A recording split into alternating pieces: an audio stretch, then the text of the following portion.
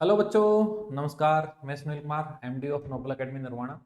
Nobel Academy Narwana के इस online platform पर आपका हार्दिक स्वागत करता हूं।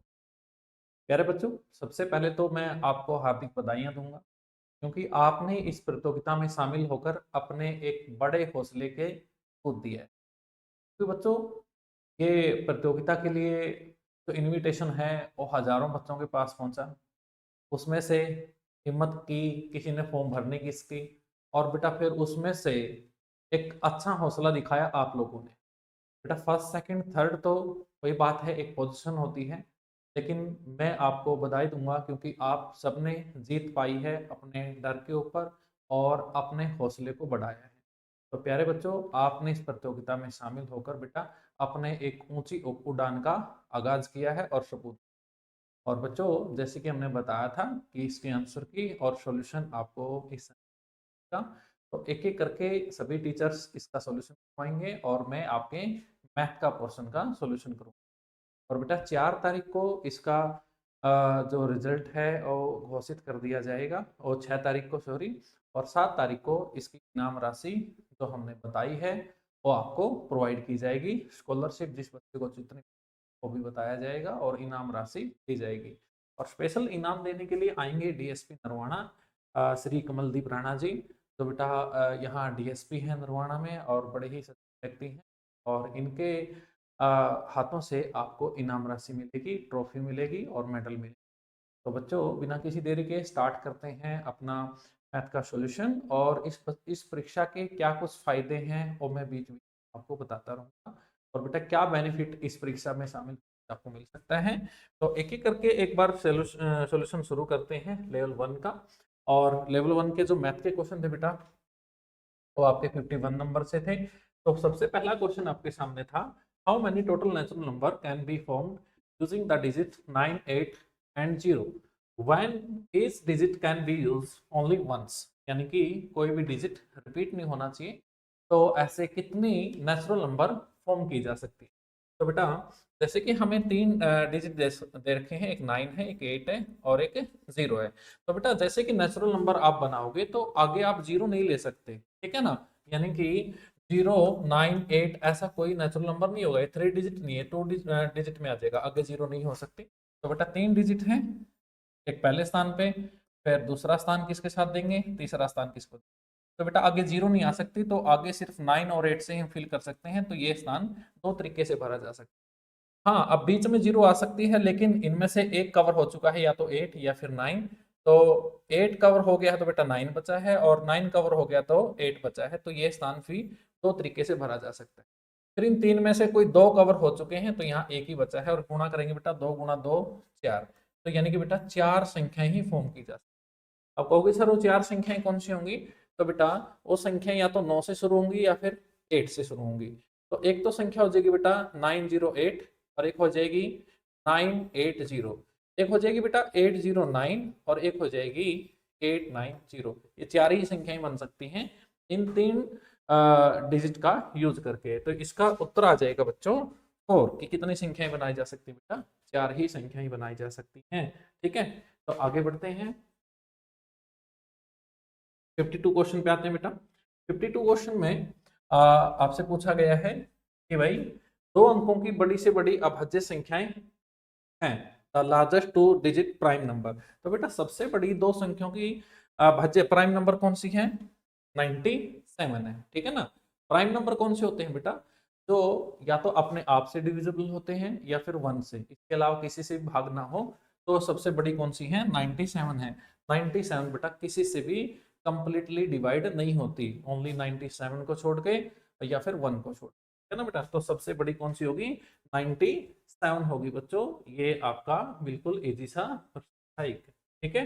नेक्स्ट आगे बढ़ते हैं बच्चे, और आते हैं 53 क्वेश्चन के ऊपर। तो 53 क्वेश्चन में बेटा आपको बताया गया है कि 5 अंकों की बड़ी से बड़ी संख्या तथा छोटी से छोटी संख्या जो 0, 3, 6, 8 एंड 9 से बनती है, प्रत्येक अंक केवल एक ही बार यूज होना चाहिए, इनका अंतर बताओ, डिफरेंस बताना है।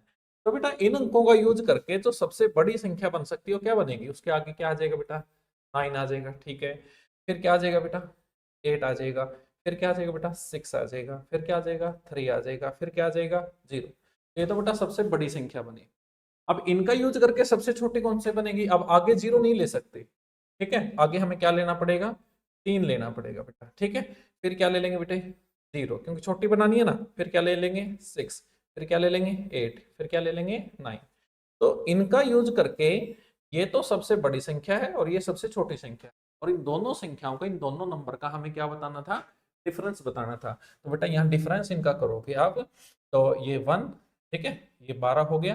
क्या 8 जाएंगे तो कितना बेटा? 4। ये 5, 15 में से 6 जाएंगे, कितना बेटा? 9। ये कितना बचेगा बेटे? 7, ठीक है। और ये 9 में से 3 गए बेटा, कितना? 6। तो 6000, ये 67,941, 67,941। तो इसका उत्तर हो जाएगा बच्चे डी, ठीक है। तो डी इसका उत्तर हो जाएगा। नेक्स्ट क्वेश्चन बढ़ते हैं बेटा, और नेक्स्ट क्वेश्चन 54 क्वेश्चन बेटा आपसे पूछा गया है। आपको एक मल्टीपल दे रखा है और आपसे पूछा जा रहा है कि इसका यूनिट प्लेस बताओ, यानी कि जब हम ये कंप्लीट गुणा कर देंगे, ये गुणा कंप्लीट हो जाएगी, तो रिजल्ट आएगा उसका यूनिट प्लेस क्या होगा। तो बच्चे यहाँ पर आपको पूरी गुणा नहीं करनी, ठीक है, यहाँ आपको पूरी गुणा नहीं करनी। जो बच्चा पूरी गुणा करने बैठेगा वो पेपर से बहुत लेट हो जाएगा बेटा, और लास्ट तक नहीं पहुंच पाएगा। तो आपने क्या करना है, यदि इस रिजल्ट का हमने यूनिट प्लेस बताना है तो पूरी गुणा आपने नहीं करनी। तो बेटा इनका सिर्फ यूनिट प्लेस उठा लो, सारे नंबर का, जितने भी नंबर देखे हैं। तो कितना, इसका कितना बेटा? 7। गुणा करो, इसका कितना बेटा? 2। इसका कितना बेटा? 7। इसका कितना बेटे? 3। ये गुणा करो, और ये भी गुणा कंप्लीट नहीं करनी। जैसे कि 7 2 जा 14 इंटू 7 3 जा 21, ठीक है। इनका फिर से यूनिट प्लेस उठा लो, इसका कितना बेटा? 4। इसका कितना बेटा? 1। तो 4 1 जा 4, ये आपका आंसर हो जाएगा। और आप ये करके भी देख सकते हो बेटा, चाहे कैलकुलेटर में करके देखिएगा। आप ये पूरी गुणा कीजिएगा, पूरी गुणा करोगे तो बेटा आपका जो एंड पे अंक आएगा, यानी कि यूनिट प्लेस आएगा, वो कितना आएगा बेटे? 4 आएगा। तो इसका उत्तर कितना हो जाएगा? सी हो जाएगा, ठीक है। और यही चीजें सीखने को मिलती हैं बेटा आपको एकेडमी पे, ठीक है। एकेडमी और स्कूल में इतना ही फर्क होता है बेटा।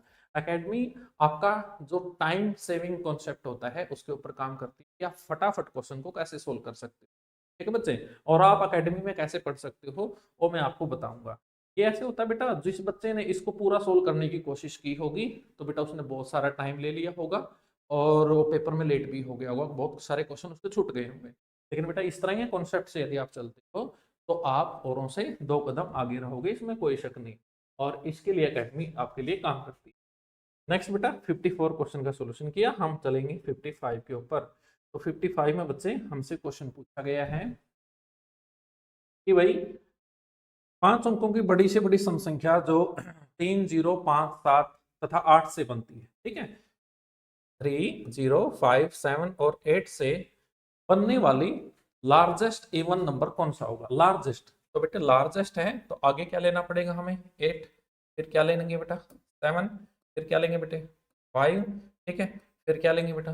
3। और फिर क्या रह जाएगी? 0। तो ये बड़ा सिंपल सा क्वेश्चन था, 80,530। तो बेटा ये सी इसका आंसर हो जाएगा। ओके बच्चे, ठीक है। सिंपल क्वेश्चन था कि इनसे मिलकर सबसे बड़ी सम संख्या इवन नंबर कौन सा बनाया जा सकता है। तो सबसे बड़ा बनाना है तो 8 हमें सबसे आगे रखना, लार्जेस्ट नंबर बनाना है।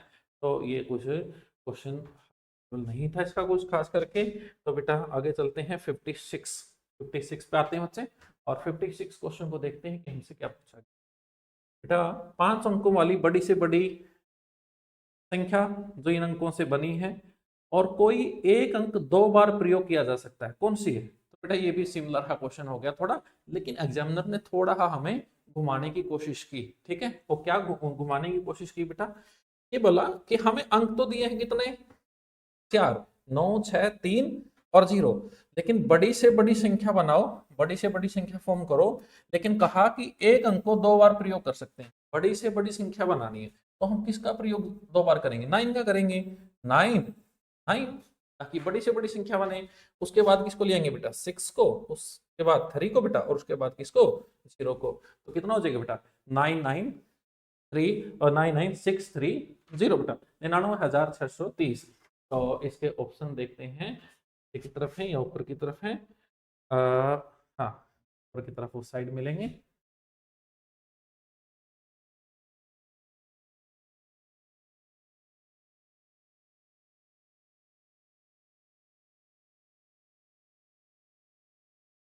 ठीक है बेटा, तो 99630 इसका आंसर हो जाएगा बेटा सी। ठीक है, आगे बढ़ते हैं क्वेश्चन नंबर 57 पे। तो हमें दिया गया बेटा 14,510 के निकटतम हजारों में लिखी संख्या तथा 8,849 के निकटतम सैकड़ों में लिखी संख्या का अंतर क्या है। The difference between 14510 rounded off the nearest thousand and 8849 rounded off the nearest 100। ठीक है, और उनका क्या बताना है बेटे, डिफरेंस बताना है। तो बात सीधी और सिंपल है। कैसे बेटा, इसके नजदीक हजारों में सबसे नजदीक कौन सी होगी, तो बेटा 500 से ऊपर चला गया ना, तो इसके सबसे नजदीक हजारों में कौन है, 15,000 है बच्चे। ठीक है, इस संख्या के हजारों में देखे जाए तो राउंडेड मतलब पास में कौन है, 15,000 है। और इसके सैकड़ों में देखें बेटा, तो ये 49, एक तो क्या है इसमें 51 जोड़ के इसके सैकड़ों में नजदीक जाए, एक इसको 49 को हटा दे, 49 को हटाएंगे तो बेटा, तो 49 को हटाएंगे तो 8800 सैकड़ों में इसके नजदीक हो जाएगी। सिर्फ हमने 49 को हटा दिया। दो ऑप्शन थे, या तो 49 हटा दे या 51 जोड़ दें सैकड़ों में। ठीक है, 100 में, राउंडेड ऑफ 100 में। तो बेटा इनका डिफरेंस हमसे पूछा गया है, तो इनका डिफरेंस करेंगे बच्चे 0 0। ठीक है,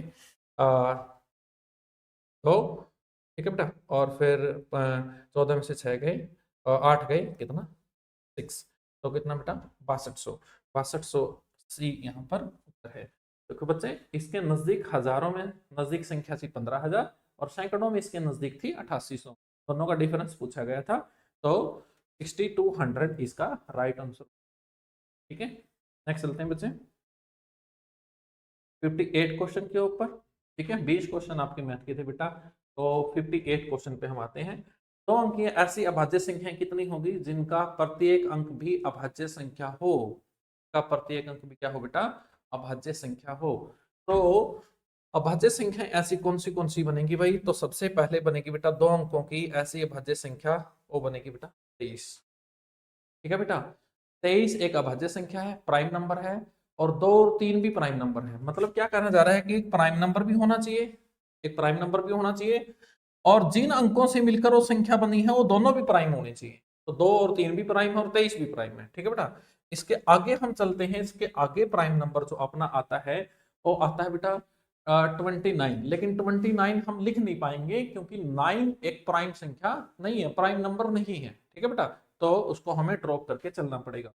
इसके आगे हम बढ़ते हैं, 3 की लाइन में चलते हैं बेटा। तो 3 की लाइन में 31 भी नहीं कर सकते क्योंकि 1 जो है वो प्राइम नहीं है। तो बेटा 32, 3 और बेटा 5, 6, 37, नेक्स्ट नंबर आ जाएगा बेटा 37, क्योंकि 37 प्राइम भी है और 3 और 7 दोनों ही प्राइम है। ठीक है बेटा, 38, 39 नहीं हो सकता बेटा, 40 वाली लाइन में जाने का फायदा ही नहीं क्योंकि 4 कोई प्राइम नंबर नहीं है। तो बेटा फिर चलते हैं 50 वाली लाइन में, 15 वाली लाइन में चलेंगे तो बेटा नेक्स्ट नंबर आ जाएगा अपना 53। 53 एक प्राइम नंबर है बेटा, और 5 और 3 भी प्राइम नंबर है। ठीक है बेटा, आगे चलते हैं तो बेटा आ जाएगा आपका 57। 57 भी बेटा एक प्राइम नंबर है और 5 और 7 दोनों प्राइम है। 6 की लाइन में कोई फायदा नहीं होगा बेटा, 7 की लाइन में चलते हैं। 7 की लाइन में हमें जो नंबर मिलेगा वो मिलेगा बेटे 73। कौन सा नंबर मिल गया, 73, 74, 75, 76, 77, 78, 79, एक नंबर मिल जाएगा बेटे हमें 79 मिल जाएगा। ठीक है, ओके। और 8 और लाइन 9 की लाइन में हमें कोई नहीं मिलेगा। तो 2, 4, 6, तो कितनी संख्या है बेटा, 6 है। 2 डिजिट की, ठीक है, 2 अंकी है, प्राइम नंबर, और जो जिन अंकों से बनी है वो भी क्या होने चाहिए, प्राइम होने चाहिए। तो ये होगा, तो इसका उत्तर आ जाएगा 6। नेक्स्ट बढ़ते हैं बेटा आगे। ठीक है, 59 नंबर के ऊपर 59 क्वेश्चन बेटा, आपको कहा गया है कि इसको किस में अरेंज करो, डिसेंडिंग ऑर्डर में अरेंज करो। ठीक है बेटा, डिसेंडिंग ऑर्डर मतलब घटते क्रम में इसको अरेंज कीजिए। तो घटते क्रम में आप देखो बेटा, घटते क्रम में देखेंगे तो ये 45,504, ठीक है, 45,450, 45,449, 45,405, मेरे ख्याल से ये रेंज है ही बेटा। ठीक है, आगे चेक कर लेते हैं। 405 आगे नहीं हो सकता क्योंकि 505, 504 पीछे चला गया, तो ये भी गलत हो जाएगा बेटा। ये भी आगे नहीं हो सकता, ये भी आगे नहीं, तो इसका उत्तर ये आ जाएगा, ये घटते क्रम में है। ठीक है, ए ऑप्शन आ गया। ठीक है बच्चों, ये सिंपल है घटते क्रम में। ये तो बिल्कुल दूसरी तीसरी लेवल का क्वेश्चन आपके सामने डाला हुआ है, क्योंकि बेटा यहाँ हमने क्वेश्चन ऐसे डाले हैं ताकि फोर्थ क्लास के बच्चों को भी परेशानी ना आए। तो बेटा आगे हम चलते हैं 60 नंबर के ऊपर। तो 60 नंबर आपका है बेटा, find the difference between the largest and smallest 5 digit odd number formed using. ठीक है, इनका यूज करके 0, 3, 6, 7, 9 का यूज करके सबसे बड़े ओड नंबर और सबसे छोटे ओड नंबर का आप क्या बताओ डिफरेंस। पहले तो बेटा सबसे बड़ा देख लेते हैं। सबसे बड़ा आगे क्या लेना पड़ेगा 9, फिर आएगा बेटा 7, फिर आएगा 6, और फिर आएगा बेटा 0, फिर आएगा 3। ठीक है, पीछे 0 नहीं कर सकते वरना 3 को आगे कर देते, क्योंकि वो इवन हो जाता, ओड नहीं रहता।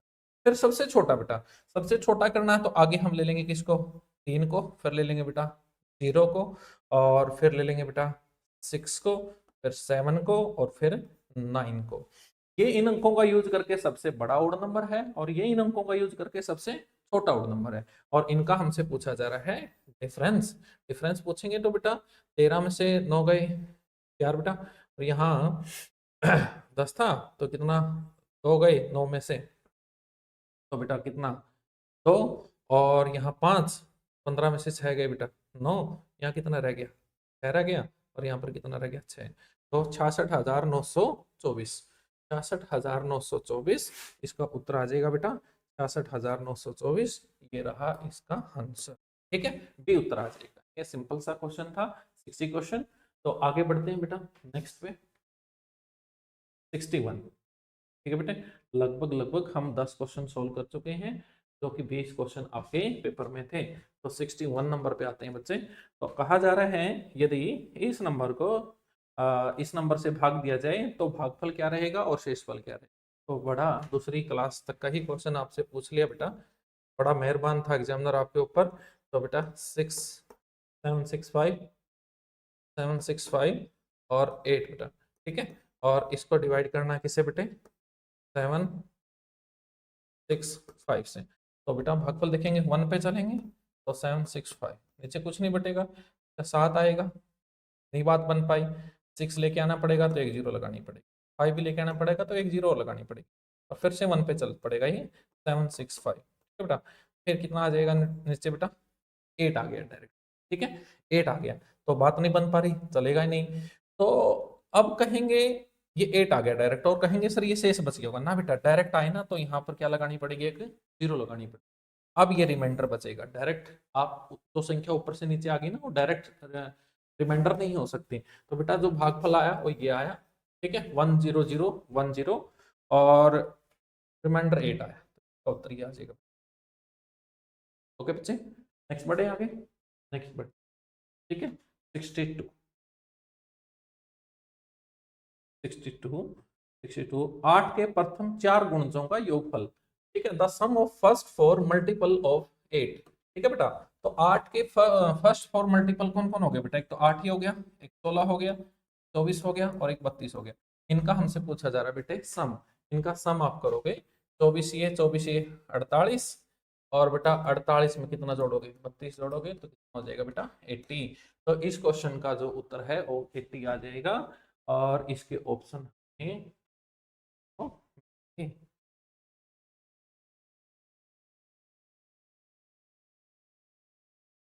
ठीक है, इसका उत्तर बेटा आपका 80 आ जाएगा।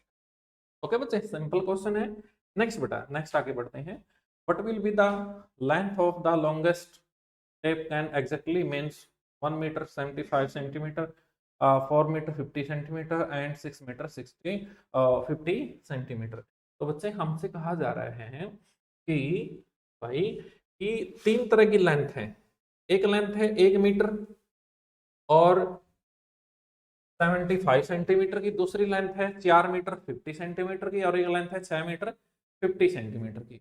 और इन लेंथ को मापने के लिए बड़ी से बड़ी लेंथ कितनी होनी चाहिए, मतलब एक ऐसा माप बताना है जो इन तीनों माप को पूरा पूरा मापे, एग्जैक्टली मापे। तो पहले तो क्या करेंगे बेटा, इन तीनों लेंथ को हम सेंटीमीटर में चेंज कर लेंगे। हम जानते हैं बेटा 1 मीटर में 100 सेंटीमीटर है, तो 100 सेंटीमीटर ये 75 ये हो गया बेटा 175 सेंटीमीटर।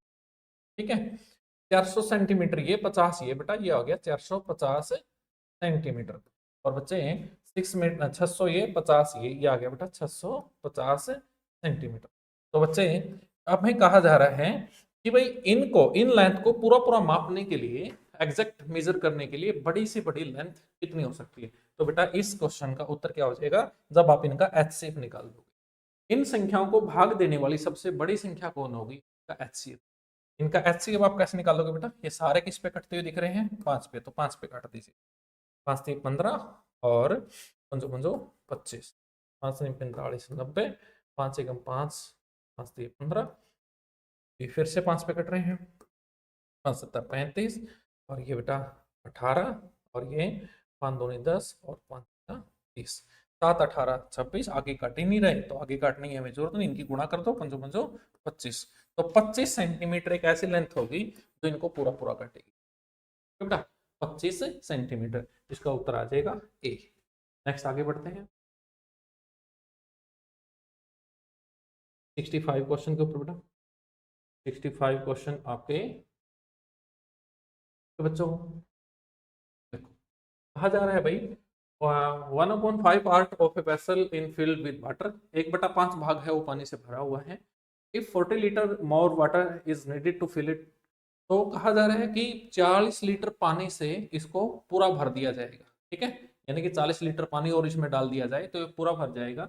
तो what is the capacity of the vessel. देखो बेटा 1/5 भाग भरा जा चुका है, तो कितना भाग बाकी है, 4/5, पूरा एक होता है ना, एक में से 1/5 फुल हो गया तो कितना बच गया, 4/5। और 4/5 भाग जो है वो किसके साथ भरा जा सकता है, 40 लीटर, मतलब 4/5 भाग 40 लीटर है। तो हमें बताना है पूरा टैंक कितना है, पूरा टैंक होता है बेटा 1, तो 1 की वैल्यू निकालोगे, 40 के नीचे 4 जाएगा और 5 कहाँ जाएगा ऊपर, तो ये कट जाएगा कितने, 10 पे, 10 पंजे 50। तो जो पूरा टैंक है वो कितने लीटर का बेटे, वो 50 लीटर का टैंक है। सिंपल सा क्वेश्चन आपके सामने, ठीक है बेटा, ओके। तो नेक्स्ट आगे बढ़ते हैं, 55 क्वेश्चन था, 66 क्वेश्चन के ऊपर। तो 66 क्वेश्चन बेटा आपके सामने है। व्हाट इज द सम, ठीक है बेटा, ये सम पूछ लिया, बड़ा सिंपल है क्वेश्चन आपसे पूछा गया भाई। पहले ये करते हैं बेटा, बड़े पॉइंट ये लिख लेते हैं, 5 5 5 5, ठीक, ठीक है बेटा, ये अब 5.005, ठीक है, ये बेटा 5.05, 5.5, ये सम करना बच्चे, 5 10 10 11, 10 और 1 और 11, ये 20 20 और 1 21, ये 5 और 2 7, 71.1105, 71.1105, ठीक है बेटा, तो उत्तर कितना आ जाएगा बच्चे, डी आ जाएगा। नेक्स्ट हम आगे बढ़ते हैं,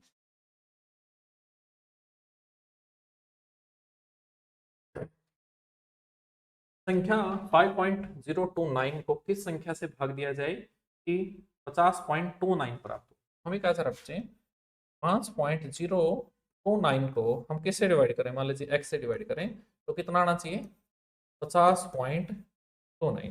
तो बेटा हमें ये बताना, तो हम इसको इस साइड ले जाएं और इसको यहाँ ले आए, तो क्या करेंगे, 5.029 डिवाइडेड बाई 50.29, हमारी किसकी वैल्यू निकल जाएगी, x, क्योंकि हमें निकाल के देनी है।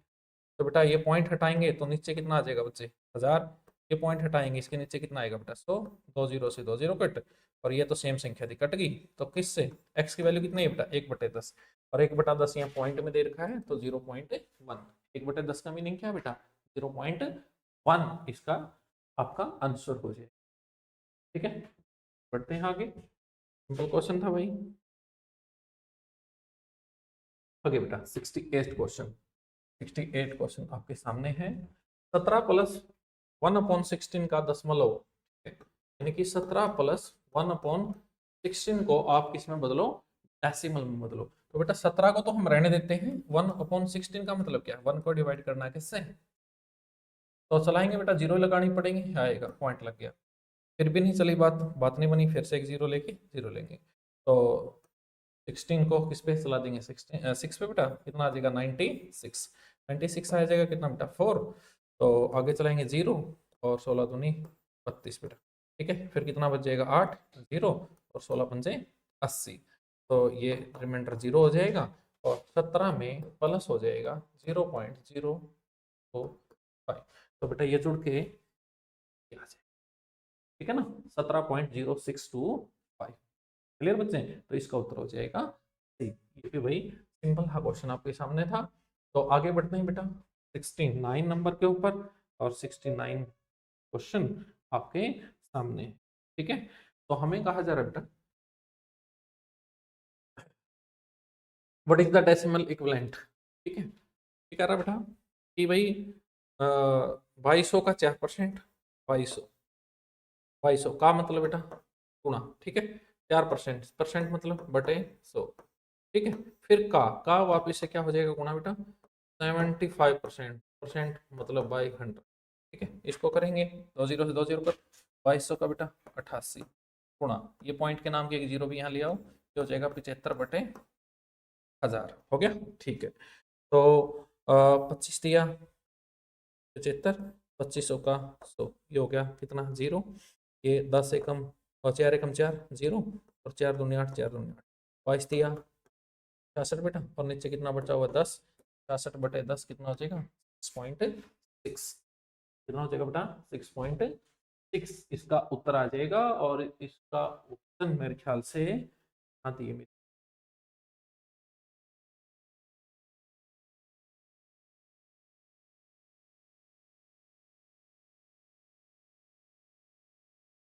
हाँ, ये इसका उत्तर आ जाएगा बच्चे 6.6, 69 नंबर लेवल 1।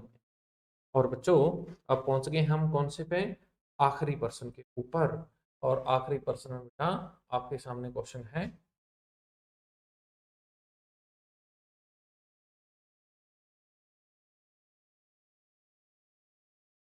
कि भाई ये 70 क्वेश्चन है बेटा, यहाँ से स्टार्ट है।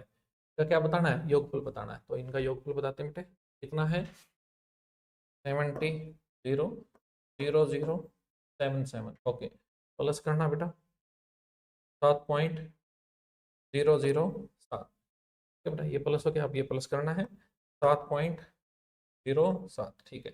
अब ये प्लस करना है 7.7, ठीक है बच्चे, प्लस करते हैं, ये 7 7 और 7 14, ये 7 है बेटा, एक 8, ये 7 ही बच जाएगा, और ये 28, और एक आगे जाएगा, 2 आगे जाएगा बेटा 9, यानी कि 98.784, 98.784,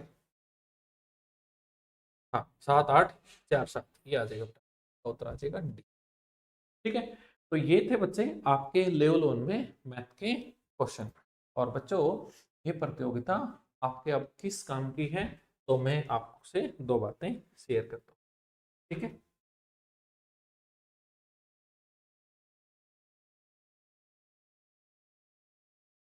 तो बेटा ये चीजें मैंने आपको जब एग्जाम देने आए तो ये आपको दी थी, तो इसको मैं आपको थोड़ा करके बता देता हूँ, और आपके स्कूल ई शिक्षा के दौरान आपकी बहुत काम की चीजें ये रहेंगी। तो बेटा आप जब कोई भी बच्चा, यदि आप फोर्थ क्लास में हैं और फिफ्थ क्लास में हैं, और यदि पेरेंट्स भी साथ में देख रहे हैं और बच्चा भी देख रहा है, तो बेटा ये काम की बात है आपकी। बेटा फिफ्थ क्लास के अंदर एक पेपर होता है सैनिक स्कूल को लेकर, सैनिक स्कूल एंट्रेंस एग्जाम, तो बेटा वो फिफ्थ क्लास में होता है, और इसका यदि आप अच्छा स्कोर कर देते हो तो आपका एडमिशन सैनिक स्कूल में हो सकता है, जो अपने देश के बेहतरीन स्कूल है बेटा। और फिर आपका पूरा खर्च गवर्नमेंट उठाती है।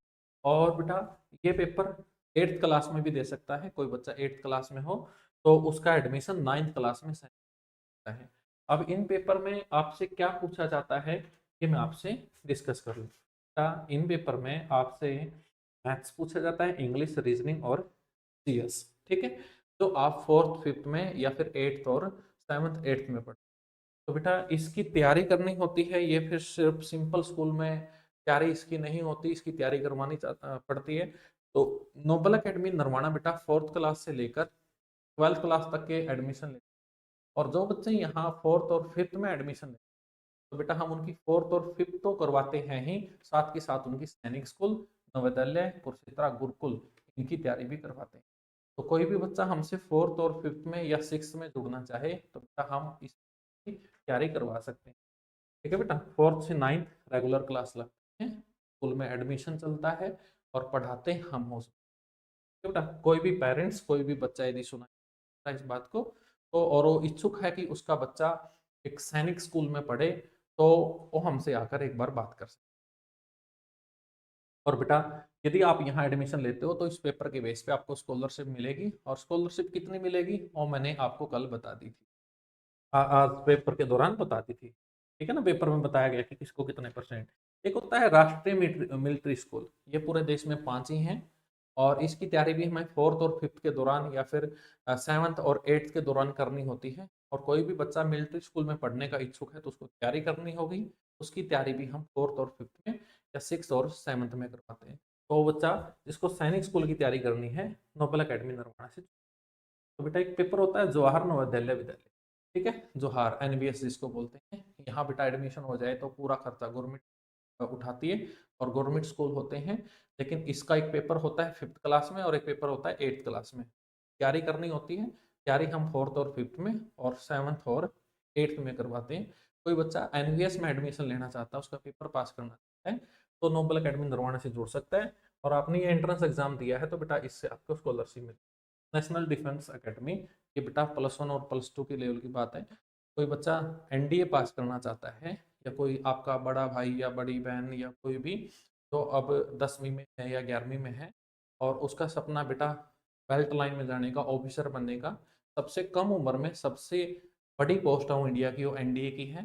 तो कोई भी बच्चा यदि हमसे 11वीं और 12वीं में जुड़ता है, या 10वीं में जुड़ता है, 9वीं में जुड़ता है, तो हम उसकी एनडीए की तैयारी उन कक्षाओं के साथ ही करवाते हैं। यानी कि एक मॉडर्न टेक्नोलॉजी का जो कॉन्सेप्ट है वो नोबल अकेडमी, ये कॉन्सेप्ट दिल्ली और कोटा में देखने को मिलता है, लेकिन अब आपके शहर नरवाना में भी है, और बिल्कुल एक बेटा अफोर्डेबल फीस के अंदर है। ठीक है, यानी कि स्कूल फीस के अंदर आपकी स्कूली शिक्षा तो होगी ही, साथ के साथ हम आपकी प्रिपरेशन करवाएंगे। बेटा नीट की तैयारी आप हमसे जुड़ के कर सकते हैं, जेई की तैयारी आप हमसे जुड़ के, तो एक पेपर बेटा वीएलडीए जो पशुओं का डॉक्टर होता है, ठीक है, वो +2 के तुरंत बाद होता है। कोई भी बच्चा यदि हमारे पास 9वीं 10वीं 11वीं 12वीं में, उसकी हम तैयारी करवा देते हैं, +2 के बाद उसका एंट्रेंस एग्जाम क्लियर हो जाएगा। बीएससी एग्रीकल्चर का एक एग्जाम होता है जो तुरंत बाद होता है।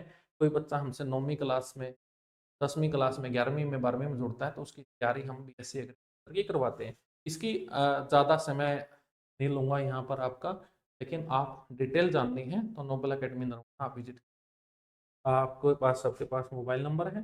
बेटा किसी की सोच है आईएएस आईपीएस की और बनना है, यूपीएससी के लिए तैयारी करनी है, तो हम फाउंडेशन क्लास बेटा 9वीं क्लास से ही स्टार्ट कर देते हैं। कोई भी बच्चा 9वीं क्लास में हमारे पास एडमिशन, तो बेटा हम उसकी यूपीएससी की प्रिपरेशन 9वीं क्लास से ही शुरू कर देते हैं। और बेटा एसएससी एसएससी आरआरबी या फिर हरियाणा में या फिर सेंटर में कोई भी सरकारी नौकरी का एग्जाम है, उसकी तैयारी 9वीं क्लास से ही कर दी जाती है। या फिर कोई 6th क्लास से भी कहे तो उसकी तैयारी बेटा 6th क्लास से ही, ठीक है, यानी कि स्कूलिंग भी और कोचिंग भी। तो बेटा +2 के बाद यदि आप ऐसा कॉन्सेप्ट से चलते हो, +2 के बाद आपको किसी भी तरह की कोचिंग लेने की जरूरत नहीं। और इस कॉन्सेप्ट की आज के टाइम में जरूरत हो गई है। क्यों हो गई है? क्योंकि आप जैसे ही +2 करोगे और बाद में कोई भी एग्जाम दोगे, तो बेटा वो आपको पूरे स्टेट लेवल पे देना पड़ेगा, सारे हरियाणा, सारे देश के बच्चे। लेकिन कोई बच्चा एक पेपर की तैयारी बेटा 6th क्लास से करता आ रहा है, और आपने उस पेपर की तैयारी 12th क्लास के बाद शुरू की है, वो बच्चा आपको डिफीट कर देगा, आपको आगे आने नहीं देगा। बेटा हम भी उसी कॉन्सेप्ट चलें जो आज के टाइम की डिमांड हो गई है। यदि हम बेटा नए तरीके से नहीं पढ़ाई शुरू करेंगे, क्योंकि पढ़ाई में ये नया तरीका आ गया है और बड़े बड़े शहरों ने ये अपना लिया है, तो हमें भी ये अपनाना होगा। वरना बेटा जैसे नोकिया कंपनी फेल हो गई बिना नई चीज़ किए, वैसे ही हम अपनी पढ़ाई में या फिर इस कॉम्पिटिटिव वर्ल्ड में पिछड़ जाएंगे। तो बेटा इससे अधिक जानकारी जितने अभी चाहिए, या आपको कुछ भी बनना हो, लाइन में जाना चाहिए और कैसे तैयारी करनी, ये जानकारी लेनी है, तो बेटा नोबल अकेडमी नरवाना में आप किसी भी टाइम आ सकते हो, और मैं आपको बिल्कुल बहुत अच्छे से बताऊंगा। ठीक है, आप यहाँ एडमिशन ना लो कोई फर्क नहीं पड़ता, लेकिन कोई भी बच्चा आए 24 घंटे, 7 के 7 दिन बेटा आपके पास नंबर, आप फोन कर सकते हो। और बेटा 9 से लेकर 5 बजे के बीच में किसी भी टाइम नोबल अकेडमी नरवाना आकर आप मेरे से बात कर सकते हो। कोई भी पेरेंट्स बात कर सकता है, मैं पूरी डिटेल से सारी चीज़ें आपको बताऊंगा, और आप उसको तैयारी करो। तो बच्चों आपका एग्ज़ाम बहुत अच्छा हुआ होगा, बाकी टीचर्स भी आपको अभी सॉल्यूशन करवाएंगे। तो आपके उज्जवल भविष्य की कामना करते हुए मैं अपनी वाणी को नाम देता हूँ। क्या रिजल्ट के दिन मिलते हैं नोबल एकेडमी। सो मच बच्चों, नमस्कार। नमस्कार प्यारे साथियों। तो जैसा कि आप लोगों ने देखा, प्रत्येक टीचर अपने अपने पोर्शन का जो पेपर है वो सोल्व करवा रहे हैं, आप तक आंसर की पहुंचाने का काम कर रहे हैं। तो आइए हम भी सोल्व करते हैं अपने रीजनिंग को भी। तो रीजनिंग की बात की जाए, सबसे पहला क्वेश्चन आपके सामने है। पहले क्वेश्चन में क्या कहा गया है, फाइंड द नेक्स्ट नंबर, यानी कि अगली संख्या खोजे। यानी कि 2 दिया गया है, 4 दिया गया है, 8 है, 16 है। इसके बाद आपसे पूछा है क्या आएगा। तो 2, 2 के बाद 4, 4 के बाद 8, 8 के बाद 16, तो आगे क्या आएगा। देखो 2 की मल्टीप्लाई 2 से करके 4 आया, 4 की मल्टीप्लाई 2 से करके 8 आया, 8 की मल्टीप्लाई 2 से करके 16 आया, तो 16 की मल्टीप्लाई 2 से करके तो आगे क्या जाएगा, 32 आ जाएगा। तो हमारा राइट आंसर हो जाएगा ऑप्शन सी भाई, यानी कि 32 हमारा राइट आंसर होगा। तो आइए नेक्स्ट क्वेश्चन की बात करें। विच वन इज डिफरेंट, निम्न में से कौन अलग है। अलग की पहचान करनी है। जैसे आपको दिया गया है एप्पल है, बनाना है, मैंगो है, कैरेट है, तो इनमें से अलग बताना है। यानी कि सेब है, केला है, आम है और गाजर है। तो आपको पता है कि सेब, केला, आम ये सारे के सारे फ्रूट्स के नेम है, और इसमें कैरेट जो है वो अलग हो जाता है क्योंकि ये क्या है, एक सब्जी के अंतर्गत आता है।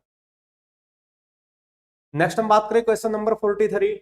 आपसे पूछा गया है कि जिस तरीके से उंगली का संबंध हाथ से है, तो पत्ते का संबंध किससे होगा। यानी कि हाथ में उंगली होती है, उसी तरीके से पत्ता किस में होता है। तो पत्ता किस में होगा, आइए ऑप्शन चेक करते हैं। ऑप्शन में आपको क्या क्या दिया गया है। ऑप्शन में आपको जैसे कि यहां पे दिया गया है, ऑप्शन की हम बात करें,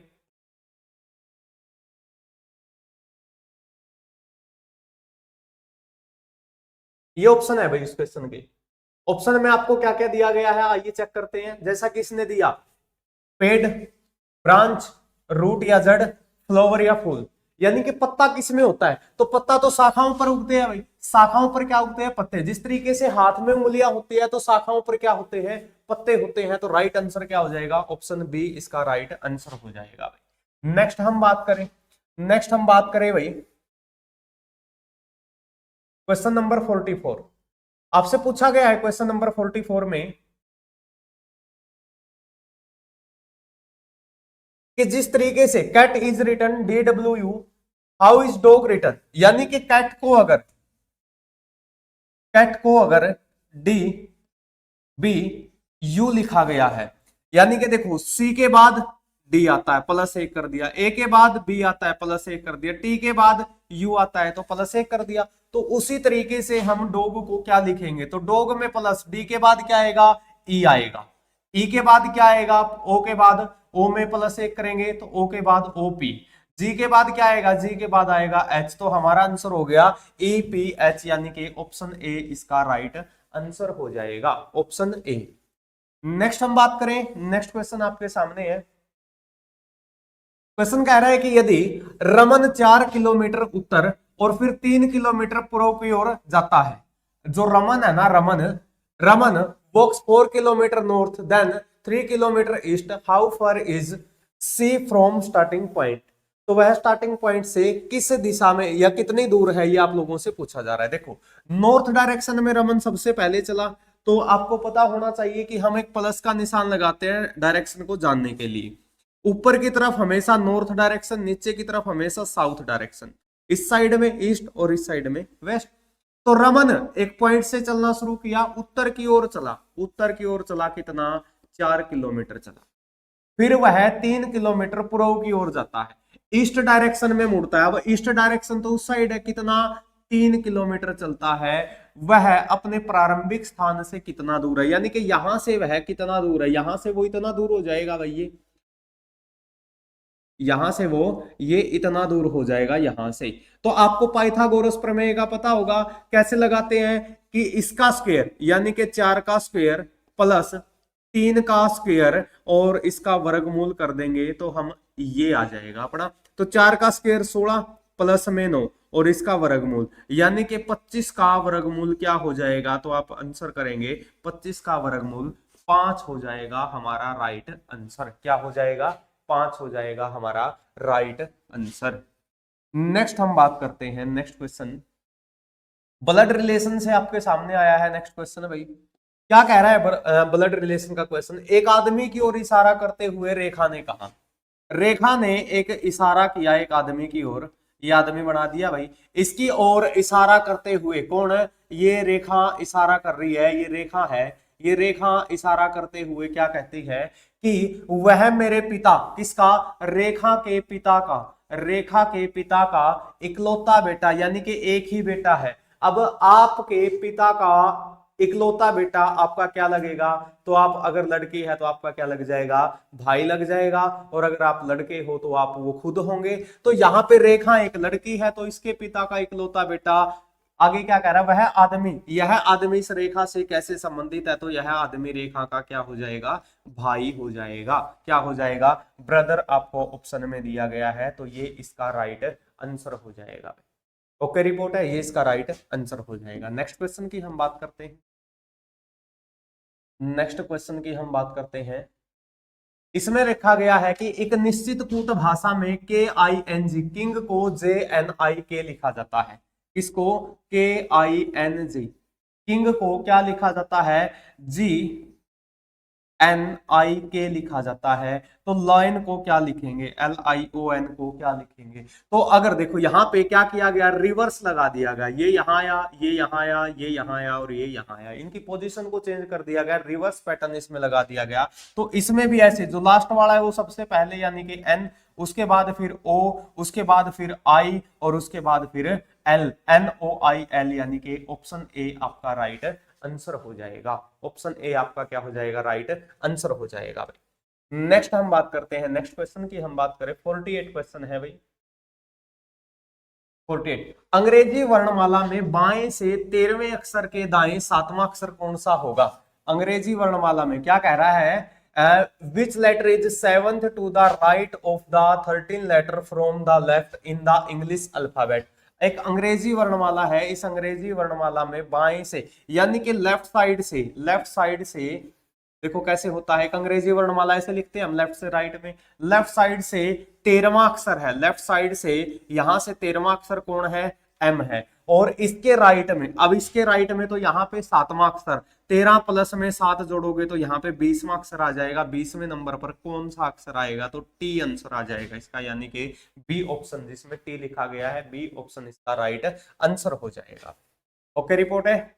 नेक्स्ट हम बात करें, नेक्स्ट 49 क्वेश्चन क्या कहता है, 49 क्वेश्चन कहता है आई एम ए नंबर, मैं एक संख्या हूं, double me and add 6 you get 20। अगर मुझे डबल कर दिया जाए और उसमें 6 जोड़ दिया जाए तो आप 20 प्राप्त करोगे। हु एम आई, यानी कि मैं कौन हूं। एक संख्या है, हमने संख्या मानी कि वो संख्या x, कहता है कि उसको डबल कर दिया जाए, तो इसको डबल करेंगे तो ये संख्या हो जाएगी 2x, और फिर उसमें 6 जोड़ दे, तो अगर 2x प्लस में 6 कर दे तो हो जाता है कितना, 20। तो वह संख्या कौन है, यानी कि x कौन है, तो 2x is equal to 20 minus 6, 2x is equal to 14 and x is equal to 14 divide 2, the right answer is 7, यानी कि ए ऑप्शन आपका सही हो जाएगा। ए ऑप्शन आपका क्या हो जाएगा, सही हो जाएगा। ओके रिपोर्ट है भाई। नेक्स्ट हम बात करते हैं, नेक्स्ट हम बात करें,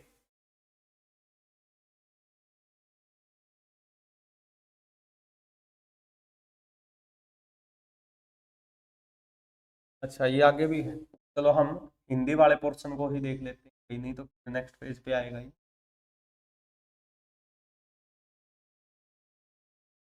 अब ये क्वेश्चन आपके सामने, और ये क्वेश्चन क्या कह रहा है, ये क्वेश्चन कह रहा है कि यदि दिल्ली को, DELHI, दिल्ली को 7 3 5 4 1 लिखा जाए, CALCUTT A को 8 2 5 8 9 6 6 2 लिखा जाए, तो CALICUT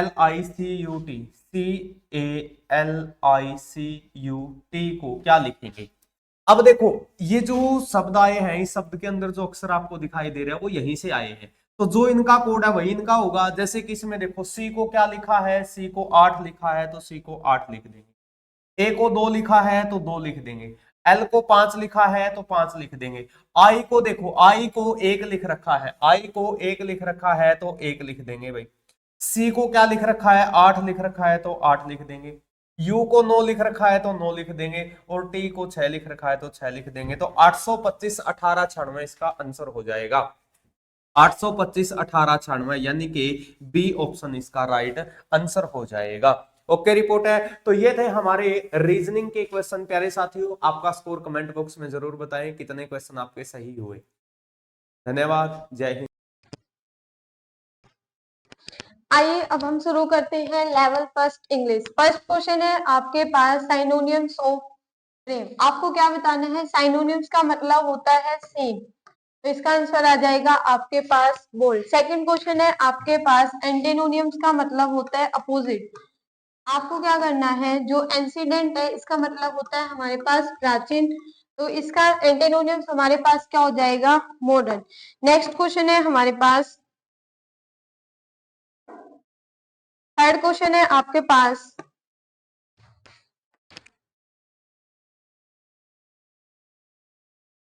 नेक्स्ट क्वेश्चन है हमारे पास सी आपके पास क्या है? सिंगुलर। और सिंगुलर के साथ आप कैसी वर्ब का यूज करोगे? Singular verb. और सिंगुलर वर्ब आपकी क्या होती है? अगर वर्ब के फर्स्ट फॉर्म में एस लगा दिया जाए तो हमारे पास कौन सी वर्ब बन जाएगी? Singular verb. तो यहाँ पे सी क्या है? आपका सिंगुलर है, और सिंगुलर के अकॉर्डिंग हमारा क्या आ जाएगा? वर्ब की फर्स्ट फॉर्म प्लस एस आपका किसको रिप्रेजेंट करता है? सिंगुलर फॉर्म में। तो हमारा आंसर क्या आ जाएगा? गोजेस। नेक्स्ट क्वेश्चन है आपके पास आइडेंटिफाई द नाउन। आपको क्या करना है? जो हमारा नाउन है उसको आइडेंटिफाई करना है। Honesty is the best policy, तो पॉलिसी आपके पास क्या है? एक नाउन है।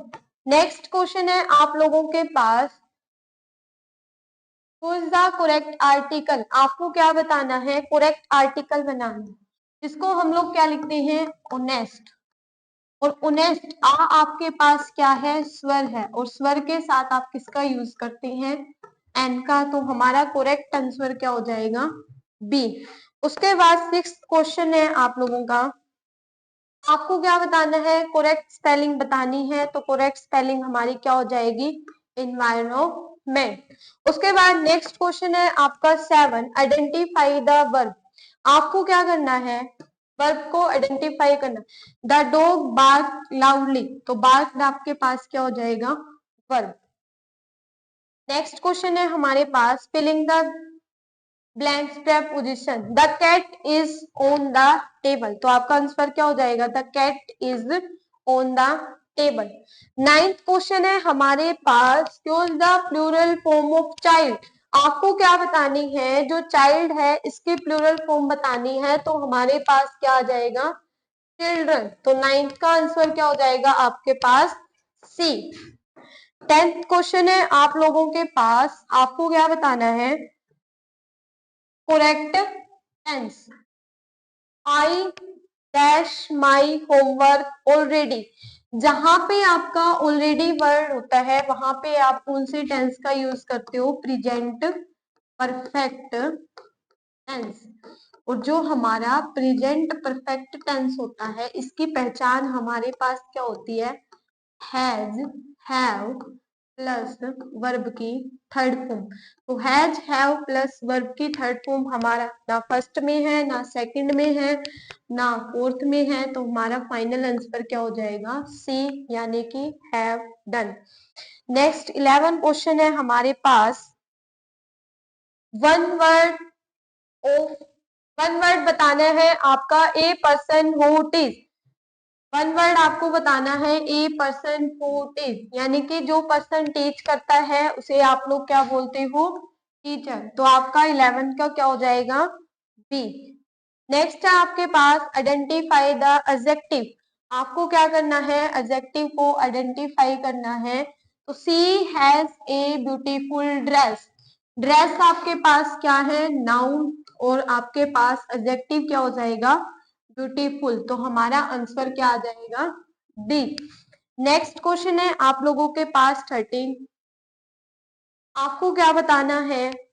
करेक्ट कंजंक्शन बताना है, करेक्ट कंजंक्शन। तो क्वेश्चन क्या है हमारे पास, I was tired dash I want to bed early, तो हमारे पास इसका आंसर क्या आ जाएगा, बी। नेक्स्ट क्वेश्चन है हमारे पास 14,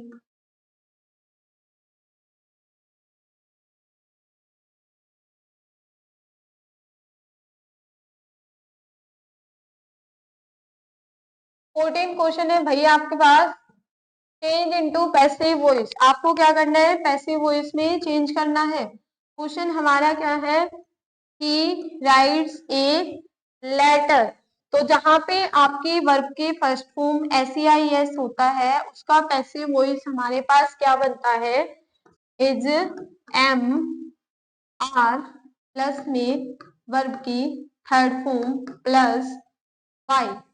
जहां पे आप लोगों के पास वर्ब के फर्स्ट फॉर्म SEIS होता है उसका पैसिव वॉइस हमारे पास क्या बनता है, is am are plus verb की थर्ड फॉर्म प्लस में क्या आ जाएगा, बाय। तो सबसे पहले आपका जो ऑब्जेक्ट है उसको क्या करना है, सब्जेक्ट बनाना है, यानी कि हमारे पास क्या आ गया, ए लेटर। अब लेटर के अकॉर्डिंग आपका इज आएगा, एम आएगा या आर आएगा, तो लेटर के अकॉर्डिंग हमारा क्या आ जाएगा, इज।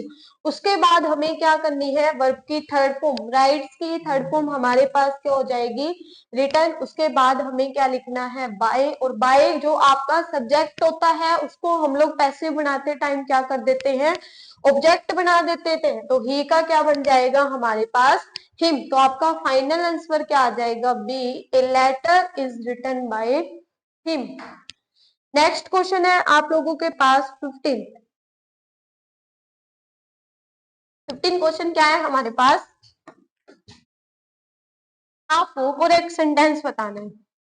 आपको क्या करना है, करेक्ट सेंटेंस बताना है। सबसे पहले ही हमारे पास क्या है, सिंगुलर है। अगर ही आपके पास सिंगुलर है तो इनके साथ वर्ब भी कैसी आएगी, सिंगुलर वर्ब। आपके पास एक होता है डू, एक होता है डच। डच होता है आपके पास सिंगुलर वर्ब और डू होती है हमारे पास प्लूरल वर्ब। डिड यूज किया जाता है पास्ट के लिए, और डिड के साथ हमेशा कौन सी फॉर्म आती है, वर्ब की फर्स्ट फॉर्म। तो ही डोंट, ये तो हमारा वैसे ही गलत है क्योंकि डज लगा हुआ है। उसके बाद he did not like, did के बाद क्या आती है, वर्ब की फर्स्ट फॉर्म आती है। इन्होंने क्या दे रखा है, वर्ब के फर्स्ट फॉर्म एस, यानी कि लाइक प्लस एस दे रखा है, तो ये भी क्या है आपका गलत है। ही नोट, यहाँ पे भाई हेल्पिंग वर्ब ही नहीं है, जब हेल्पिंग वर्ब नहीं है तो ये सेंटेंस क्या गलत है। बच गया हमारे पास क्या, he doesn't not like T, तो हमारा इसका आंसर क्या आ जाएगा, बी। नेक्स्ट आपके पास 16 क्वेश्चन है हमारे पास, होमोफोन्स ऑफ सी। तो सबसे पहले हमें ये पता होना चाहिए कि भाई हमारे पास होमोफोन्स क्या होते हैं। सबसे पहले आपको क्या पता होना चाहिए कि होमोफोन्स क्या होते हैं। होमोफोन्स आपके ये होते हैं, दोनों की क्या होनी चाहिए, सेम साउंड होनी चाहिए। आपकी जो साउंड है वो कैसी होनी चाहिए, सेम होनी चाहिए, लेकिन मीनिंग और स्पेलिंग, जो मीनिंग है और स्पेलिंग है वो दोनों क्या होने चाहिए, डिफरेंट। सबसे पहले तो हमें यही पता होना चाहिए होमोफोन क्या होता है। होमोफोन का मतलब है आपका जो वर्ड है उसकी जो साउंड है वो हमारे पास क्या होनी चाहिए, सेम होनी चाहिए, लेकिन जो आपकी स्पेलिंग है वो क्या होनी चाहिए हमारे पास, डिफरेंट होनी चाहिए। जो स्पेलिंग है और मीनिंग है वो दोनों के क्या होने चाहिए, डिफरेंट होने चाहिए। तो सबसे पहले सी, अब सी और सो दोनों अलग अलग साउंड है तो ये हमारे पास हो गया गलत। उसके बाद सी और से, इन दोनों के साउंड क्या है, डिफरेंट है, तो ये भी क्या है गलत। उसके बाद सी सी, तो यहाँ पे हमारे पास क्या आ जाएगा, इसका ऑप्शन सी, यानी कि दोनों का मतलब क्या होना चाहिए, मीनिंग होना चाहिए डिफरेंट। सी का मतलब देखना और यहाँ पे सी का मतलब क्या है, समुंदर। तो हमारे पास 16 का राइट आंसर क्या हो जाएगा, ए। नेक्स्ट आपका 17 क्वेश्चन है हमारे पास, आइडेंटिफाई द प्रोनाउन। आपको क्या करना है, आइडेंटिफाई करना है प्रोनाउन का। प्रोनाउन आपके क्या होते हैं, जो रिपीटेशन ऑफ नाउन को क्या करते हैं, रोकते हैं, जो नाउन की जगह आते हैं उन्हें क्या बोला जाता है, प्रोनाउन। तो प्रोनाउन हमारे पास क्या होते हैं, ही, सी, इट, आई, वी, दे, ये हमारे पास क्या है, pronoun. Rita is absent because she is ill, तो इसका आंसर हमारे पास क्या हो जाएगा, सी। नेक्स्ट क्वेश्चन है आप लोगों के पास 18। आपको क्या बताना है, कंपैरेटिव डिग्री बताना है। आपके पास तीन तरह की डिग्री होती है। फर्स्ट डिग्री होती है हमारे पास पॉजिटिव डिग्री, सेकंड होती है हमारे पास कंपैरेटिव डिग्री, और थर्ड होती है हमारे पास सुपरलेटिव डिग्री। और थर्ड डिग्री हमारे पास कौन सी है, सुपरलेटिव डिग्री। जो कंपैरेटिव डिग्री है इसकी पहचान होती है ER, और जो सुपरलेटिव है इसकी पहचान होती है हमारे पास EST। पॉजिटिव डिग्री में किसी के साथ भी कोई भी कंपैरिजन नहीं किया जाता। कंपैरेटिव डिग्री में दो लोगों के बीच कंपैरिजन किया जाता है। सुपरलेटिव डिग्री में यानी कि पूरे ग्रुप में से, पूरी क्लास में से किसको करना, एक को सिलेक्ट करना, वो आपकी क्या कहलाती है, सुपरलेटिव डिग्री। और हमें किसके बारे में बताना है, कंपैरेटिव डिग्री के बारे में। तो जो कंपैरेटिव डिग्री है उसकी हमारे पास पहचान क्या होती है, उसमें हमारे पास ER लगा मिलेगा, और सुपरलेटिव में क्या मिलेगा, EST। तो हमारे पास कंपैरेटिव डिग्री हमें किसकी बतानी है, टोल की। तो अगर आप टोल के अंदर ER ऐड कर दोगे तो हमारे पास क्या बन जाएगा, टोलर। तो हमारा राइट आंसर क्या हो जाएगा, सी। नेक्स्ट है हमारे पास 19 क्वेश्चन है, फिलिंग द ब्लैंक्स। आपको क्या करना है, फिलिंग द ब्लैंक्स को भरना है।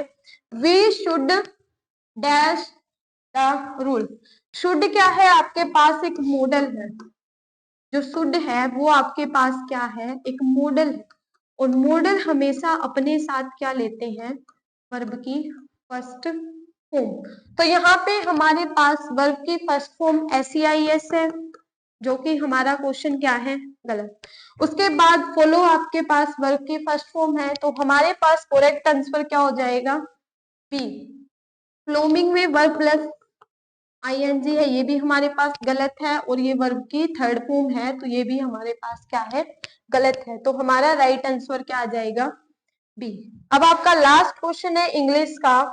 आपको क्या बताना है, करेक्ट मीनिंग बताना है किसका, रैपिड का।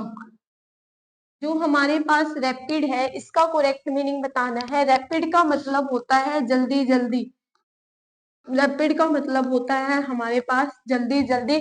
स्लो का मतलब है धीरे धीरे, जो गलत है। वीक का मतलब होता है कमजोर, जो गलत है। लेट का मतलब होता है देरी से आना। हमारा फाइनल आंसर क्या हो जाएगा, फास्ट। तो ये थे हमारे इंग्लिश के 20 क्वेश्चन लेवल फर्स्ट के। ठीक है, तो 20 का आपके पास फाइनल आंसर क्या हो जाएगा, बी।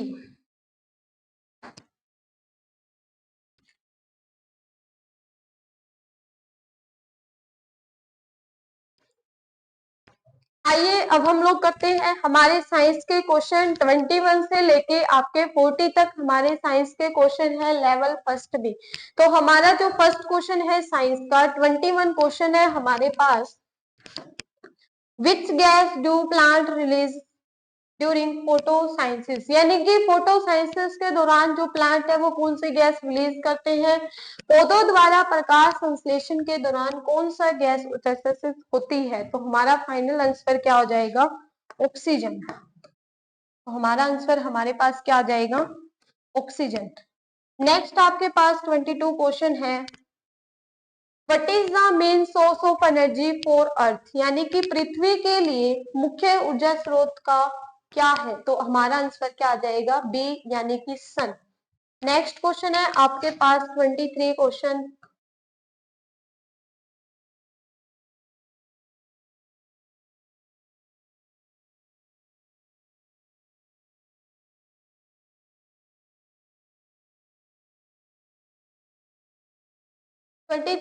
है भैया आपके पास, वाटर चेंज 23 क्वेश्चन हमारे पास क्या है, वाटर चेंज इनटू वेपर, कि अगर आप वाटर को वेपर के अंदर चेंज करते हो तो हमारे पास कौन सी प्रोसेस होती है, तो हमारे पास क्या हो जाएगा, इवेपोरेशन। अगर आप वाटर को वेपर में कन्वर्ट करते हो तो आपके पास कौन सी हो जाएगी, इवेपोरेशन। अगर आप वेपर को लिक्विड में करते हो तो आपके पास कौन सी हो जाएगी, कंडेंसेशन। तो इसका फाइनल आंसर हमारे पास क्या आ जाएगा, बी, यानी कि इवेपोरेशन। 24 क्वेश्चन है हमारे पास, 24 क्वेश्चन है आपके पास, which organ pump blood in our body, यानी कि हमारे शरीर में रक्त पंप करने वाला अंग कौन सा है, तो हमारे शरीर में रक्त पंप करने का काम कौन करता है, हमारा हृदय यानी कि हार्ट। तो आपका 24 का फाइनल आंसर क्या हो जाएगा, बी। नेक्स्ट है आपके पास 25 क्वेश्चन। 25 क्वेश्चन क्या है आपके पास, animals that eat only plants, यानी कि वो एनिमल्स केवल पौधे खाने वाले जानवर क्या कहलाते हैं, तो वो हमारे क्या कहलाते हैं, शाकाहारी, यानी कि बी। नेक्स्ट है आपके पास 26 क्वेश्चन। 26 क्वेश्चन है हमारे पास, the process by which plant loss water, यानी कि आपको पौधों द्वारा पानी खोने की प्रक्रिया क्या है, पौधों द्वारा पानी खोने की प्रक्रिया को क्या कहा जाता है, तो हमारा आंसर आ जाएगा ट्रांसपीरेशन। नेक्स्ट हमारे पास 27 क्वेश्चन है,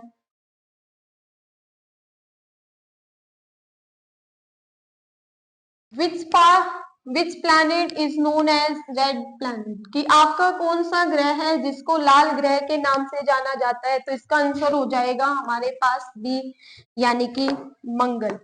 नेक्स्ट क्वेश्चन है आपके पास 28, which is the largest planet in our solar system, कि जो हमारा सोलर सिस्टम है, सौर मंडल है, उसका सबसे बड़ा ग्रह हमारे पास कौन है, जुपिटर, यानी कि बृहस्पति।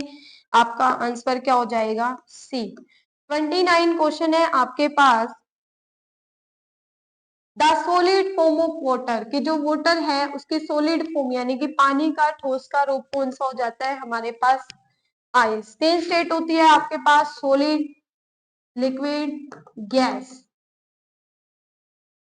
जो आइस है वो आपकी सोलिड है, जो वाटर है वो आपकी लिक्विड स्टेट है, और जो वेपर है वो आपकी कौन सी स्टेट है, गैस।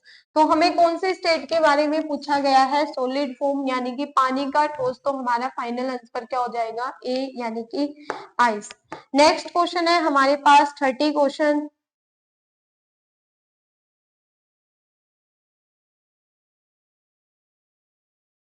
तो 30 क्वेश्चन है आप लोगों के पास,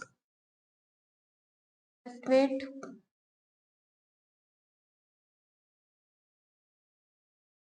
30 क्वेश्चन है भाई हमारे पास, प्रकाश की गति लगभग कितनी होती है।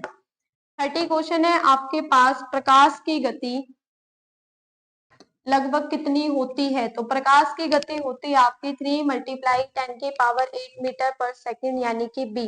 31 क्वेश्चन है हमारे पास, यूनिट ऑफ फोर्स, कि जो फोर्स है इसकी मूल इकाई, बल की मूल इकाई क्या है, तो इसका आंसर आ जाएगा हमारे पास न्यूटन, यानी कि बी। नेक्स्ट क्वेश्चन है आपके पास 32, which organelle is called power house of cell, वह कौन सा कोशिका का ऊर्जा केंद्र किसे कहा जाता है, तो जो कोशिका का ऊर्जा केंद्र है वो हमारा किसको कहा जाता है, माइटोकॉन्ड्रिया को। तो इसका आंसर हमारे पास क्या हो जाएगा, बी, यानी कि माइटोकॉन्ड्रिया।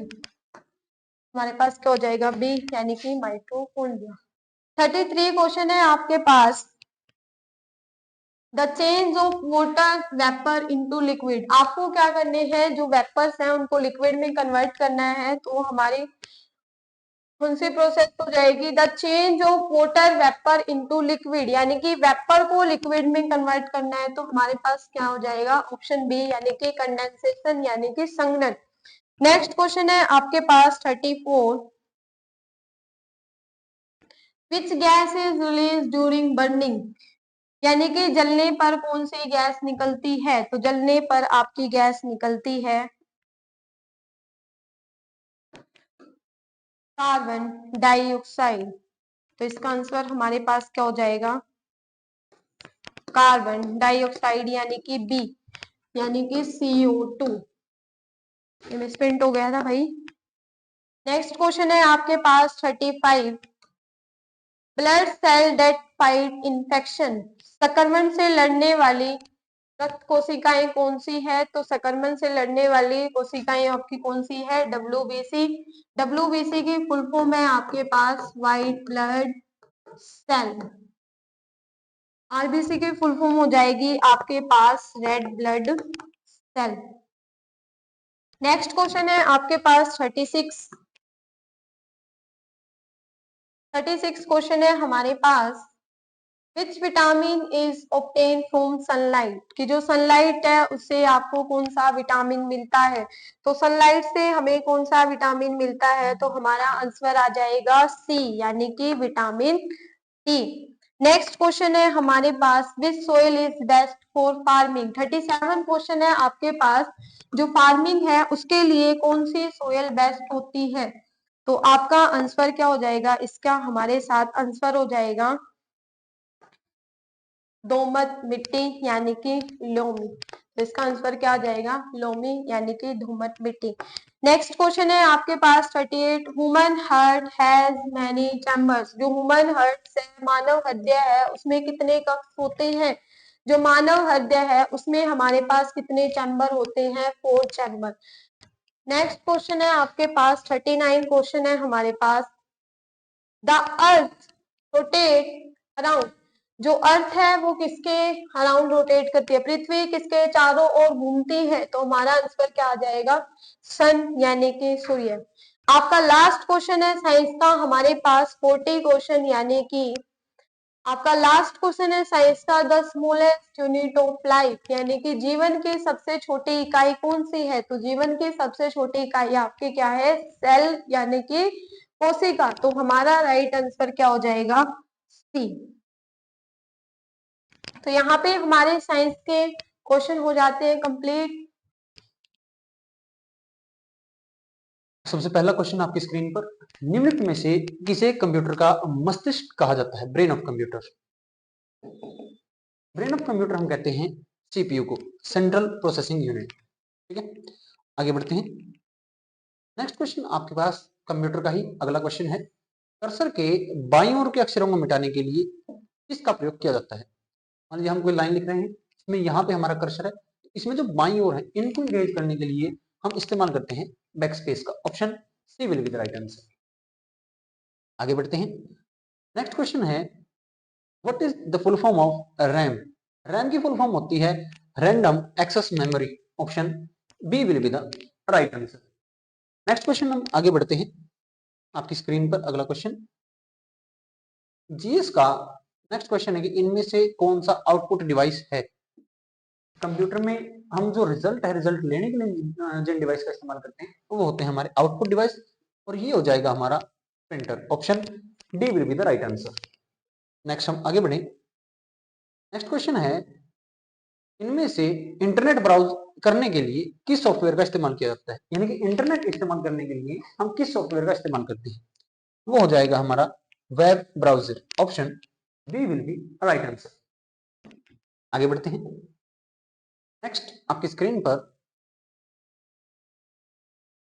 यहां से ये 5 क्वेश्चन आपके कंप्यूटर के थे। के बाद हम आगे बढ़ते हैं जीएस पोर्शन की ओर।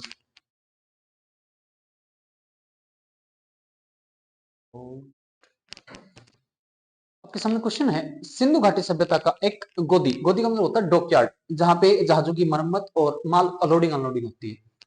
इनमें से कौन सा एक डॉकयार्ड था? तो ये डॉकयार्ड हमारा है लोथल। लोथल हमें मिला था गुजरात के अंदर। Option C will be the right answer, Lothal Gujarat. आगे बढ़ते हैं। अगला क्वेश्चन है इनमें से किसने दीन ए इलाही शुरू किया था? दीन ए इलाही या इसे तौहीन ए इलाही भी कहा जाता था। ये 1582 के अंदर अकबर के द्वारा शुरू किया गया था। मुगल बादशाह जो अकबर था हमारा, उसने इसे शुरू किया था 1582 में। अगला क्वेश्चन आपकी स्क्रीन पर। सबसे पुराना वेद कौन सा है? हम टोटल 4 वेद पढ़ते हैं, सामवेद, यजुर्वेद, अथर्ववेद और ऋग्वेद। इनमें जो ऋग्वेद है ये हमारा सबसे पुराना वेद है। सबसे पहले जिस वेद की रचना की गई थी वो है हमारा ऋग्वेद। नेक्स्ट क्वेश्चन है, महात्मा गांधी ने भारत में अपना पहला सत्याग्रह कब किया था या कहाँ किया था? तो ये किया था चंपारण के अंदर। 1917 में जो चंपारण सत्याग्रह था वो महात्मा गांधी का पहला सत्याग्रह था हमारा। 1917 के अंदर चंपारण में होता है। अगला क्वेश्चन आपकी स्क्रीन पर, स्वतंत्र भारत के पहले गवर्नर जनरल कौन थे? भारत में गवर्नर जनरल की पोस्ट 2 बार आई थी। एक बार हम बढ़ते हैं 1833 के अंदर जब भारत गुलाम हुआ करता, दोबारा जब भारत स्वतंत्र हो गया था, आजाद हो गया था 1947 के अंदर, तो जो वायसराय पोस्ट थी उसी को हमने डिमोट करके बना दिया था गवर्नर जनरल ऑफ इंडिया। तो 1947 से 1948 तक आजाद भारत के पहले गवर्नर जनरल रहे थे माउंटबेटन। क्लियर? आगे बढ़ते हैं। Okay, which is known as red planet. हम इनमें से किस ग्रह को रेड प्लैनेट कहते हैं, लाल ग्रह कहते हैं?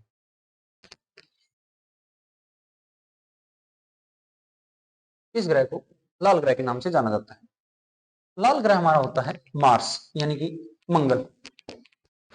आगे बढ़ते हैं। भारत की सबसे लंबी नदी कौन सी है? भारत की सबसे लंबी नदी और भारत की राष्ट्रीय नदी है हमारी गंगा। इसकी लंबाई है 2525 किलोमीटर और इसे हमने राष्ट्रीय नदी घोषित कर रखा है। 2525 किलोमीटर के साथ ये भारत की सबसे लंबी नदी है। नेक्स्ट हम बढ़ते हैं, वायुमंडल की किस परत में हमें ओजोन देखने को मिलती है? तो ओजोन परत है वो हमारी मिलती है स्ट्रेटोस्फीयर के अंदर, समताप मंडल के अंदर। Option B will be right answer. Next हम बात करें, which soil is best for cotton cultivation. कपास की खेती के लिए कौन सी मिट्टी सबसे उपयुक्त मानी जाती है? ये मिट्टी है हमारी काली मिट्टी और काली मिट्टी को अन्य रेगूर के नाम से भी जाना जाता है। Option C will be right answer. Next हम आगे बढ़ते हैं, what is the dividing line between India and Pakistan. Bharat और पाकिस्तान के बीच में जो सीमा है उस सीमा को क्या कहा जाता है? उस सीमा को हम कहते हैं रेड क्लिफ लाइन। इस लाइन को बनाने वाले थे सिरिल रेडक्लिफ, जिनके नाम पे ये नाम रखा गया है। तो रेड क्लिफ लाइन भारत और पाकिस्तान के बीच में है। आगे बढ़ते हैं, who is known as father of Indian constitution. भारतीय संविधान का जनक किसे कहा जाता है या भारतीय संविधान के पिता किसे कहा जाता है? भारतीय संविधान को अंतिम रूप देने के लिए हम डॉक्टर अंबेडकर को कहते हैं भारतीय संविधान का जनक। B will be right answer, doctor Bhimrao Ambedkar. Next हम आगे बढ़े, which article is called heart and soul of Indian constitution. भारतीय संविधान की हृदय और आत्मा किस अनुच्छेद को कहा जाता है? ये हमारा है आर्टिकल 32, अनुच्छेद 32, जो हमें 5 प्रकार की रिट जारी करने का अधिकार देता है हमारे मौलिक अधिकारों के हनन पर। आर्टिकल 32 को कहा जाता है संविधान की हृदय और आत्मा। अगला क्वेश्चन आपकी स्क्रीन पर, भारत का राष्ट्रपति बनने के लिए न्यूनतम आयु सीमा कितनी होती है? अगर आपको भारत में राष्ट्रपति बनना है या किसी राज्य के अंदर राज्यपाल बनना है तो आपकी जो आयु सीमा है वो होनी चाहिए मिनिमम 35 ईयर्स, 35 वर्ष आयु सीमा इसकी है। नेक्स्ट हम बात करें, भारतीय संविधान में किस संशोधन के द्वारा मौलिक कर्तव्य जोड़े गए? जो मौलिक कर्तव्य हैं ये जोड़े जाते हैं 1976 के अंदर। सरदार स्वर्ण सिंह समिति ने इसके लिए सिफारिश की थी। 76 के अंदर हम एक संविधान संशोधन करते हैं, 42वां संविधान संशोधन, 42nd constitution amendment. Option A will be right answer. Next question आपकी स्क्रीन के ऊपर, who appoints the chief justice of India. Bharat के जो मुख्य न्यायाधीश होते हैं उनकी नियुक्ति कौन करता है? केंद्र के अंदर कोई भी नियुक्ति करनी है तो ये अधिकार राष्ट्रपति के पास होता है, जबकि राज्य के अंदर अगर कोई नियुक्ति करनी है ये अधिकार होता है राज्यपाल के पास। ऑप्शन बी प्रेसिडेंट यानी कि भारत के महामहिम राष्ट्रपति इसका आंसर हो जाएगा। आगे बढ़ते हैं, नेक्स्ट क्वेश्चन आपकी स्क्रीन पर।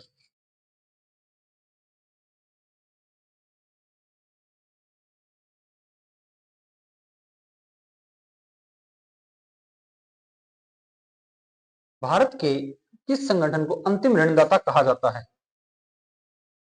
भारत में जो अंतिम ऋणदाता है हमारा वो होता है आरबीआई। इसे हम कहते हैं बैंक ऑफ बैंक्स। सभी बैंकों का बैंक अंतिम ऋणदाता होता है हमारा आरबीआई बैंक होता है। नेक्स्ट हम बात करें जीडीपी की फुल फॉर्म क्या है? जीडीपी का मतलब होता है ग्रोस डोमेस्टिक प्रोडक्ट, सकल घरेलू उत्पाद। Option A will be right answer, gross domestic product. Next हम बात करें भारत में हरित क्रांति का जनक किसे कहा जाता है? हरित क्रांति का जनक विश्व में हम कहते हैं नॉर्मन बोरलॉग को। अगर क्वेश्चन भारत का पूछा जाए तो आंसर है एमएस स्वामीनाथन, जिनको 2024 में हमने भारत रत्न से सम्मानित किया था। आगे बढ़ते हैं। नेक्स्ट क्वेश्चन है नीति आयोग की स्थापना कब हुई? 1950 के अंदर एक संगठन बना था योजना आयोग, और इस योजना आयोग को रिप्लेस करता है नीति आयोग, और ये रिप्लेसमेंट होती है 2015 के अंदर। 1 जनवरी 2015 को नीति आयोग का गठन होता है। आगे बढ़ते हैं। जीएसटी किस प्रकार का कर है? जीएसटी एक इनडायरेक्ट टैक्स है, अप्रत्यक्ष कर है। अप्रत्यक्ष का मतलब है कि ये टैक्स लगता किसी अन्य चीज के ऊपर है और इसे भरता कोई और है, ठीक है।